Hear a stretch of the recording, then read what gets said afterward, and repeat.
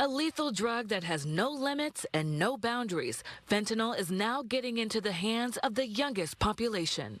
Obviously, it hits pretty hard when our most vulnerable are exposed to things like that. Officer C.J. Hawley says 3 babies, 13 months old and younger, were exposed to fentanyl at their homes in Everett. The 13-month-old died from an overdose, each case happening within 4 days. I have seen it happen, unfortunately, but 3 in the span of a few days is certainly unheard of for me. Though it's unheard of for Hawley, the U.S. Poison Center says children exposed to fentanyl is climbing at an alarming rate. In 2020, the agency says nationwide, 120 children ages 6 and under were exposed to fentanyl and jumped to 539 children in 2023.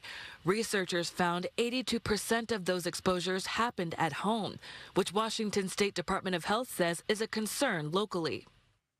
Unfortunately, we have been seeing increasing numbers of children exposed to fentanyl, particularly toddlers, children 2 and under, because it's at that age that they're most likely to accidentally swallow objects in their environment, including fentanyl pills that they might find on the floor. Officials say the 2 6-month-olds were saved with Narcan, a brand of the naloxone medication used to reverse the symptoms of overdose and save lives. Hawley says with the rise in fentanyl-related overdoses in Everett, he won't go on patrol without Narcan. And all emergency responders carry it, at least in this area, and I'd recommend anybody who could possibly be exposed to something like that carry it. Now, Everett Fire Department says it's a good idea for more people to start adding the life-saving medication to their first aid kit. Fire agencies are seeing greater calls with overdoses, and having bystanders who are supplied with Narcan can be the first responder on scene before our firefighters actually get there to start the process to reverse the overdose. Narcan and other naloxone brands are now available to buy over the counter. Some community organizations offer it for free, including training on how to administer it.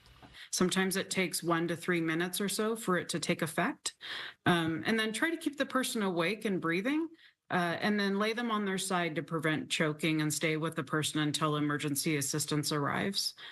DOH officials say, of course, Narcan is not the only solution. The first step should be to get parents and caregivers treatment and medication they need to overcome their addiction.